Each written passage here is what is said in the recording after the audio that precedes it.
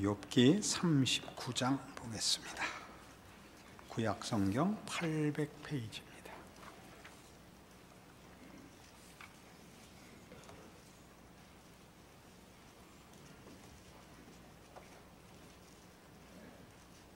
산염소가 새끼 치는 때를 네가 아느냐? 암사슴이 새끼 낳는 것을 네가 본 적이 있느냐?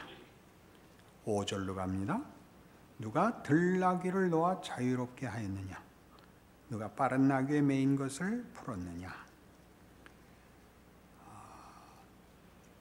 13절로 갑시다. 9절입니다. 들소가 어찌 기꺼이 너를 위하여 일하겠으며 네 외양간에 머물겠느냐? 13절. 타조는 즐거이 날개를 치나 그의 깃털과 날개 같겠느냐? 19절. 말의 힘을 네가 주었느냐? 그 목에 흩날리는 갈기를 네가 입혔느냐? 26절. 매가 떠올라서 날개를 펼쳐 남쪽으로 향하는 것이 어찌 네 지혜로 말미암음이냐? 독수리가 공중에 떠서 높은 곳에 보금자리를 만드는 것이 어찌 네 명령을 따름이냐? 39장 전체를 봐야 되지만 편의상 이렇게 나누었습니다. 산염소, 들나귀, 들소, 타족, 말, 매, 독수리 이렇게 여러 야생동물들이 등장하고 있습니다.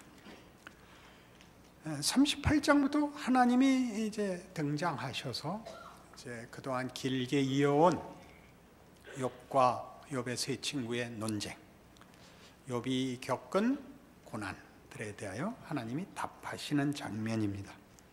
만만치 않은 본문들로 되어 있죠. 우리는 처음에 땅과 하늘, 음부 이런 우주의 전체 영역이 하나님의 통치 아래 있다는 것을 살폈습니다. 오늘은 38장 22절부터 거기 이제 눈, 우박, 폭우, 비가 등장합니다.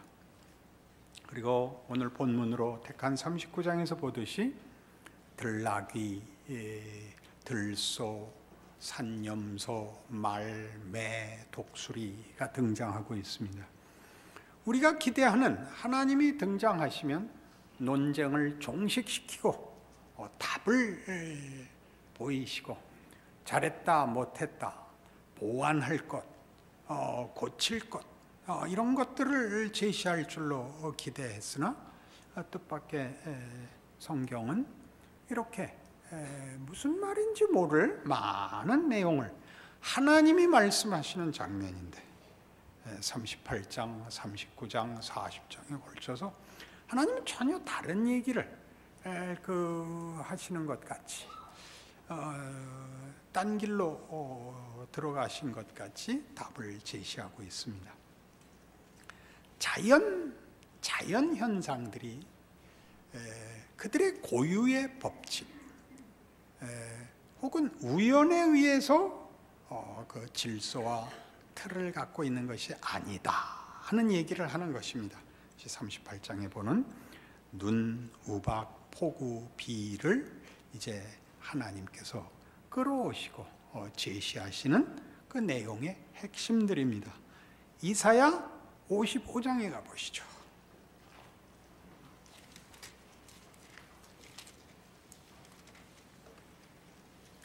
구약성경 1035페이지입니다. 이사야 55장 8절.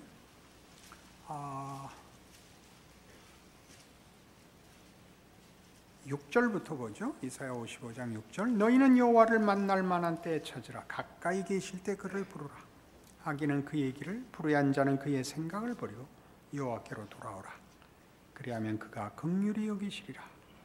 우리 하나님께로 돌아오라. 그가 너그럽게 용서하시리라. 이는 내 생각이 너희의 생각과 다르며 내 길은 너희의 길과 다름이니라. 여호와의 말씀이니라.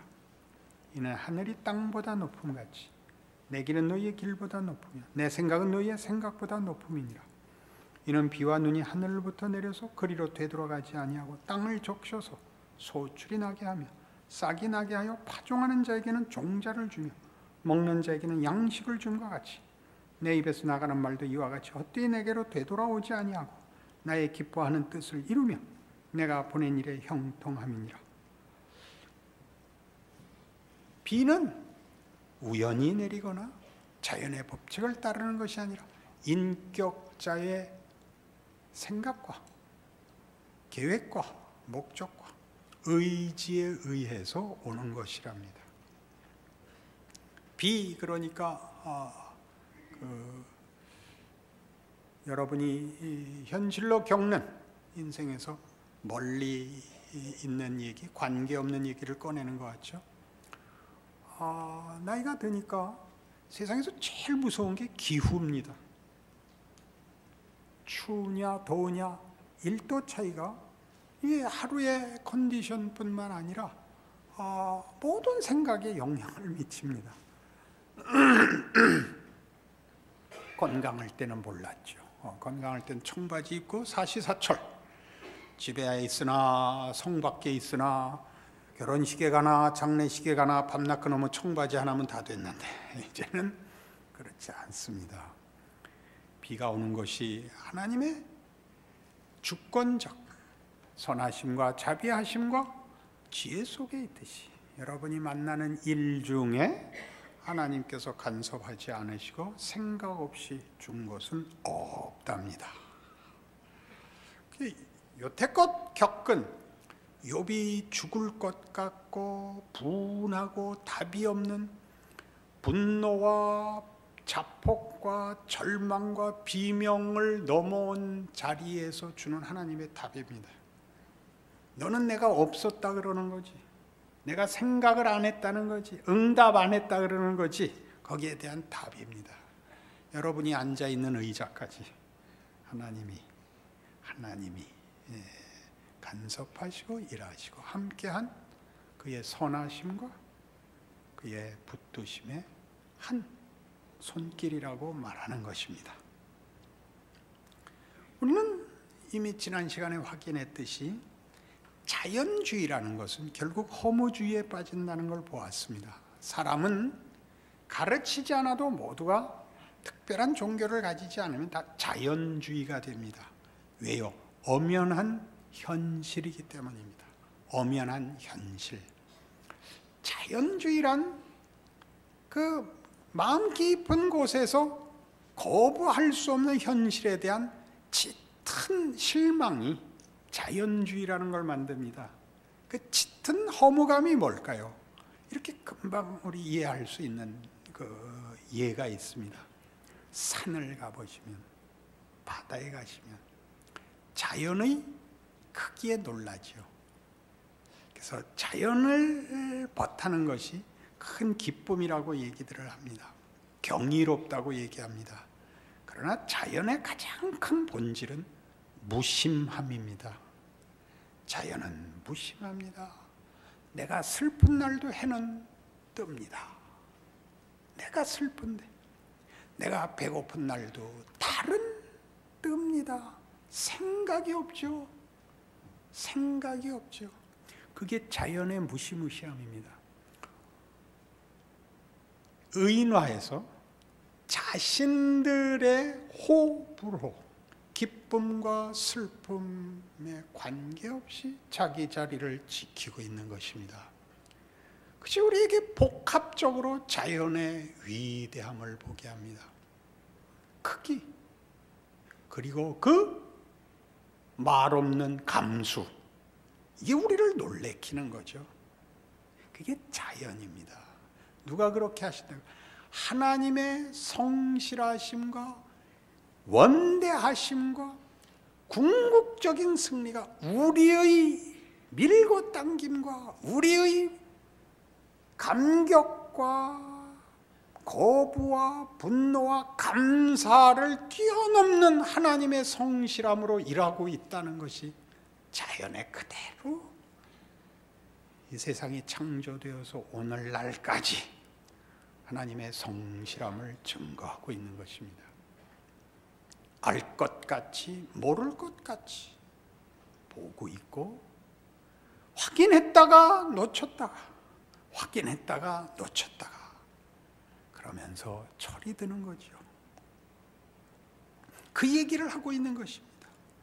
그 속에 우리 엘리후가 법칙과 인과 보상으로 붙들어 매는 세계를 엘리후의 말을 끝자락을 붙잡고 그렇지 않다라고 뛰어들어오시는 하나님의 모습은 뭘로 묘사됐었죠? 폭풍 속에서. 폭풍 속에서. 40장에도 나옵니다. 우리 38장 1절에서 그때 여호와께서 폭풍우 가운데서 욥에게 말씀하여 이르시되 답을 시작했다면 40장에 가서도 6절에 그때 여호와께서 폭풍우 가운데서 욥에게 일러 말씀하시되 이렇게 됩니다. 뭐죠? 하나님의 개입하심의 역동성, 열정을 보여주고 있습니다. 열정. 하나님 잠잠하지 않습니다. 하나님 무정하지 않습니다. 비정하지 않습니다. 말없는 심판관이 아닙니다. 하나님이 이 자연을 만들어 놓고 어떻게 일하는가 보시는 분이 아닙니다. 감상하는 분이 아닙니다. 뛰어들어오십니다. 뛰어들어오신다는 얘기를 하죠. 그래서 오늘 읽은 39장에 보다시피 산염소, 들나귀, 들소, 타조, 말, 매, 독수리는 다 뭐죠? 가축을 얘기하고 있지 않습니다. 길들여진 것을 얘기하는 것이 아니라 창조된 모든 것들의 가치를 논하고 있는 것입니다. 우리 마음에 드는 것, 우리에게 유익한 것, 우리에게 어떤 필요가 있는 것을 얘기하지 않고 모든, 말하자면 자연이, 모든 생명체가 하나님의 지혜와 능력과 복주심과 능력과 선하심 속에서 마음껏 그 생명을 뽐내고 살고 있다고 얘기합니다. 이사야 11장에 가보시겠습니까? 예수 그리스도로 말미암는 하나님 나라의 완성, 이렇게 묘사됐던 것 잘 기억하고 계실 겁니다. 이사야 11장 1절입니다. 980페이지입니다. 이새의 줄기에서 한 싹이 나며 그 뿌리에서 한 가지가 나서 결실할 것이요 그의 위에 여호와의 영 곧 지혜와 총명의 영이요 모략과 재능의 영이요 지식과 여호와를 경외하는 영이 강림하시리니 그가 여호와를 경외함으로 즐거움을 삼을 것이며 그의 눈에 보이는 대로 심판하지 아니하며 그의 귀에 들리는 대로 판단하지 아니하며 공의로 가난한 자를 심판하며 정직으로 세상의 겸손한 자를 판단할 것이며 그의 입에 막대기로 세상을 치며 그의 입술의 기운으로 악인을 죽일 것이며 공의로 그의 허리띠를 삼으며 성실로 그의 몸의 띠를 삼으리라. 공의, 성실한 하나님의 통치와 그 궁극적인 약속의 완성이 하나님의 통치의 완성으로, 승리로, 그리고 복으로 주어질 것이라. 그때 6절이죠. 그때에 그렇게 완성이 되는 때는 이리가 어린 양과 함께 살며 표범이 어린 염소와 함께 누우며 송아지와 어린 사자와 살찐 짐승이 함께 있어 어린아이에게 끌리며 암소와 곰이 함께 먹으며 그것들의 새끼가 함께 엎드리며 사자가 소처럼 풀을 먹을 것이며 젖 먹는 아이가 독사의 구멍에서 장난하며 젖된 어린아이가 독사의 굴에 손을 넣을 것이라. 내 거룩한 산 모든 곳에서 해됨도 없고 상함도 없을 것이니 이는 물이 바다를 덮음같이 여호와를 아는 지식이 세상에 충만할 것임이니라. 이게 하나님이 만드신 세상의 궁극적 완성입니다. 하나님의 통치의 궁극적 영광일 것입니다. 거기는 들나귀와 산염소, 말과 타조와 매와 독수리가 모두가 다 서로에게 해를 끼치지 않고 하나님의 창조의 진정한 완성과 영광과 축복을 누릴 것입니다. 그걸 왜 욥에게 그럼 제시하죠? 욥에겐 고난을 주고 욥의 고난과 하나님이 약속하시는 이 하나님의 나라의 궁극적인 승리와 영광, 그리고 그것을 그것을 약속하시고 증거로 삼으시는 모든 생명체를 보라는 얘기는 여기서 어떻게 등장하죠? 창세기 1장 얘기입니다. 하나님은 인간을 창조하실 때 이런 목적과 약속을 하십니다. 책임을 부여하시죠. 창세기 1장 26절입니다. 하나님이 이르시되 우리의 형상을 따라 우리의 모양대로 우리가 사람을 만들고 그들로 바다와 바다의 물고기와 하늘의 새와 가축과 온 땅과 땅에 기는 모든 것을 다스리게 하자 하시고, 하나님이 자기 형상 곧 하나님의 형상대로 사람을 창조하되 남자와 여자를 창조하시고 하나님이 그들에게 복을 주시며 하나님이 그들에게 이르시되 생육하고 번성하여 땅에 충만하라. 땅을 정복하라. 바다의 물고기와 하늘의 새와 땅에 움직이는 모든 생물을 다스리라 하시니라.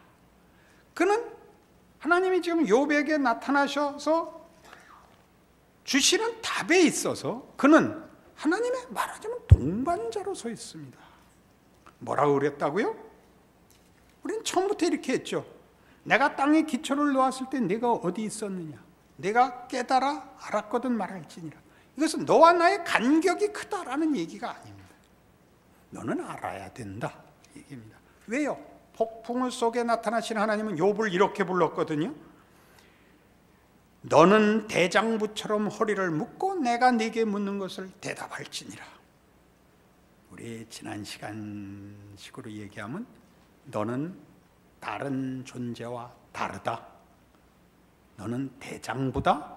우리 예수 그리스도 안에서 나타난 하나님의 증언과 계시를 갖고 보자면 너는 내 자식이다. 너는 다르다. 이것들을 만들어 놓은 모든 창조물들에 너는 나의 대리자로 청지기로 살도록 되어 있다. 너 하나 먹고 사는 것이 전부인 인생이라고 얘기하지 마라. 고통을 면하는 게 다인 것처럼 얘기하지 마라. 그렇게 등장하시는 것입니다. 그래도 싫죠. 예수 믿으면 신앙이 깊어지면 짐도 같이 커져요. 그래서 나중엔 몰랐으면 좋겠어요. 하나님 그냥 이 정도에서 그만 스톱. 이게 무슨 고스톱인 줄 아세요? 그렇게는 안 돼요. 그렇게는 안 돼요. 여러분은 여러분을 구원하기 위해 하나님이 그 아들을 주신 존재들이에요. 그러니까 쉽게는 안 돼요. 거기까지 가야 돼요. 다 가진 않는 것 같아요. 이렇게 봐주는 사람, 그냥 책임이 적은 사람도 있는 것 같아요. 우리 식구별에는. 그러나 어느 게 낫고 그렇지 않다는 얘기가 아니라, 그러니까 역사 속에서 자기 시대를 직면하는 책임에서 면제받는 사람은 없어요. 자기 시대 도전들을, 그 도전 앞에서 예수를 믿는다는 말을 대답을 해야 돼요. 마치 하나님의 모든 창조물들에 대하여 책임 있게 주인 노릇을 하시듯이, 우리 의인화해서 하나님을 우리가 다 그렇게 설명할 방법이 없으니까 인간적인 표현을 하면 아침마다 물을 길어 올리시듯이 해를 띄우시고, 물론 천동설은 아닙니다. 수사학적인 해를 길어 올리시고 밤하늘의 별을 매일 밤 이부자리를 펴듯이 펼치시고 달을 불을 켜시고 매일 그렇게 일하시는 거예요. 그렇게 우리에게도 하래요. 믿고 각오하면 끝나는 것이 아니라 여러분의 시대를, 시간과 공간 속에 있는 여러분의 자리를 살아서 책임을 지려요. 하나님이 모든 창조물의 주인이요 우리를 통하여 당신의 영광을 나타내시며 당신의 일을 하시겠다고 하신다고 하루하루를 하나님의 자녀로 살래요. 나에게 주어진 일들을 외면하지 말래요. 어느 게 더 큰지는 모르는 거예요. 태양이 되는 게 큰지 밤하늘에 반짝이는 하나의 별인지 밤이 되면 다 가리워주는 숲속의 한 작은 잎인지 그건 모르지만 그건 다 귀한 거예요. 세상은 상품 가치가 희소가치에 있지만 하나님에겐 그렇지 않더라고요. 가장 중요한 건 모두에게 주십니다.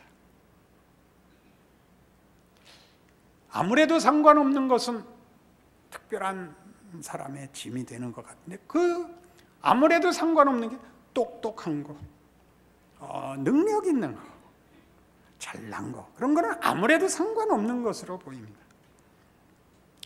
꼭 필요한 거, 성실한 거, 순종하는 거, 자기 자리 지키는 거, 감추어진 대로 있는 거 그게 뭐였다고요? 자연의 경이, 자연의 위엄, 뭐라고요? 무심함. 자신의 생각대로 뒤집지 않는 것. 그러니 욥에게 하나님이 이 답을 주시는 거죠. 그래서 히브리서 5장 예수님의 이 고난에 관한 증언이 굉장히 중요해요. 히브리서 5장 신약 성경 356페이지 히브리서 5장 7절 그는 육체에 계실 때 자기를 죽음에서 능히 구원하실 이에게 심한 통곡과 눈물로 간구와 소원을 올렸고 그의 경건하심으로 말미암아 들으심을 얻었느니라. 그가 아들이시면서도 받으신 고난으로 순종함을 배워서 온전하게 되셨은즉 자기에게 순종하는 모든 자에게 영원한 구원의 근원이 되시고 하나님께 멜기세덱의 반차를 따른 대제사장이라 칭하심을 받으셨느니라. 이런 얘기 아닙니다. 그는 성자 하나님이시지만 억울한 인생을 살았다. 이런 얘기가 아니고 예수님의 생애의 가장 중요한 얘기는 이거래요. 제한된 자기 자리를 지키는 걸 순종했대요. 온 하늘에 울려 퍼지는 온 땅에 영향을 주는 거 말고 자기 자리에 붙잡힌 그 조건을 감수하는 것, 육체에 계실 때라는 말이에요. 아무도 몰랐어요. 제자들도 오해했으니까. 그가 베푸는 기적에만 관심이 가서 그 기적을 확대하여 자기들의 정치적, 사회적, 경제적 소원을 이룰 수 있는 자로만 생각했지 그가 산 인생이 뭔지 몰랐던 거예요. 하나님의 뜻을 이루는데 온 하늘에 울려 퍼지는이 아니라 한 육체가 되어 시간과 공간에 묶여 그 외길 하나밖에 살 수 없는 길을 순종하시는 거예요. 반대받는 길, 알아주지 않는 길, 이것만이 중요한 게 아니라 그런 숨겨진 모든 사람이 겪는 방식의 하나의 인생을 걸었다고요. 응? 그래서 대제사장이 될 자격을 얻었다니까요. 우린 뭐가 되고 싶죠? 정치력, 그죠? 그다음에 능력, 모두의 문제를 해결해 주는 자, 그 힘과 그 능력을 가짐으로써 하나님께 영광을 돌리는 것, 이렇게 돼 있잖아요. 그렇지 않대요. 그는 육체에 계실 때 자기를 죽음에서 능히 구원하실 얘기, 심한 통곡과 눈물로 간구와 손을 올렸고 그의 경건하심으로 말미암아 들으심을 얻었느니라. 무슨 경건하심? 하나님이 일하시는 방식에 대한 순종, 하나님 일하심의 지혜와 능력에 대한 항복, 그것이 경건하심이죠. 그 눈물로 통곡으로 기도해야만 됐던 그 제한된 길, 아무것도 아닌 길, 거스름을 받는 길, 거슬림을 받는 길을 걸었다고요. 여러분 다 불평하시는 이게 뭐예요, 하나님? 이게 지금 욥이 얘기해요. 이게 뭐예요? 이럴 걸 왜 태어나게 하셨어요? 나 죽으면 그만인데 왜 그러세요? 왜 나를 관역으로 삼으세요? 나 하나 범죄한들 하나님께 무슨 누가 되겠어요? 아니라는 거죠. 너는 그런 존재가 아니란다. 너는 내 아들이란다. 그러는 거예요. 여러분 그걸 그 영광 그 명예를 고난으로 가야 된다는 것은 쉽게 선뜻 마음에 안 드실 거예요. 그러나 살아보세요. 하나님이 타협하는 인생이 없습니다. 하나님은 대강 살고 그렇게는 안 하십니다. 우리 예수님 사건에서 봤죠? 겟세마네 기도. 아버지여 내 뜻대로 마옵시고 아버지의 뜻대로 하옵소서 그랬더니 정말 십자가에 달아 죽이셨잖아요. 그래서 뭐라고 비명을 질렀죠? 나의 하나님 어찌하여 나를 버리시나이까요. 그 기도하고 항복하고 와서 그 비명을 질러야 되는 길에 내놨다니까. 심한 통곡과 눈물로 한 간구가 그의 경건하심을 인하여 들음을 받았다고. 그래서 뭐라 그래요? 그가 아들이시면서도 받으신 고난으로 순종함을 배워서. 무슨 고난? 육체에 붙잡히는 거예요. 하나님이 일하시는 방식에 자기를 내어놓아야 돼요. 그렇게 해서 하나님이 영광을 받으신다는 사실에 대한 증인이 되죠. 우리 모두의 삶이 그 길이라는 거예요. 예수를 믿는다는 건 그런 거예요. 욥한테 그 얘기하는 거예요. 말씀이 육신으로 되어온 예수, 그의 약속을 구체화하여 우리 모두의 삶이 어떤 삶이고 우리의 존재와 운명이 무엇인지를 보인 하나님의 구체적 폭풍우 속에 찾아오시는 하나님을 너희의 모든 사소해 보이고 아무것도 아니고 무심해 보이는 세계 속에서 보라, 이 얘기예요. 보라. 네가 산염소 새끼치는 때를 아느냐? 그렇게 묻는 거예요. 그죠? 네가 누군지 아느냐? 너 다만 고통을 면하는 게 다라고? 넌 내 자식이다 하시는 거예요. 하나님이 드디어 보이게 나타나셨죠. 그의 억울함과 비명과 아우성 속에 하나님이 계셨고 하나님이 그 길로 미셨다고 우리 야곱과의 씨름에서 봤어요. 이미. 그죠? 여러분의 현실을 기꺼이 감수하셔야 돼요. 억울한데 감수하라는 게 아니라 경이로운 하나님의 일하심이라고 아셔야 돼요. 예수께서 걸으신 길이 바로 그 산 증거예요. 아셔야 돼요. 이렇게 문제를 해결하고 자존심을 확인하는 그런 정도가 아니라 하나님이 오늘도 맹렬하게 현실 속에서 나한테 도전을 보내시죠. 넌 너를 누구라고 생각하느냐? 이 문제를 어떻게 해결할래? 고통을 면하는 게 다냐? 이렇게 묻는 거죠. 넌 내 자녀니라. 그렇게 찾아오시는 말씀이에요. 억울하지 않아요. 힘들지만 우리를 죽이지 못하는 것은 우리를 유익되게 할 뿐이다 라는 유명한 명언이 있어요. 누가 했는지는 기억이 안 나요. 그 얘기대로죠. 예수 믿는 위대함을 기억하시는 하나님이 답하고 계시고 옆에 계시고 매일 계시다는 사실을 확인하는 여러분의 신앙 고백의 위대함을 아시는 오늘의 말씀이기를 바랍니다. 기도하십시다. 하나님 아버지, 하나님을 아버지라 부르는 이들은 우리밖에 없습니다. 하나님이 우리를 그렇게 지으셨고 그래서 우리를 그 아들을 보내어 구원하셨습니다.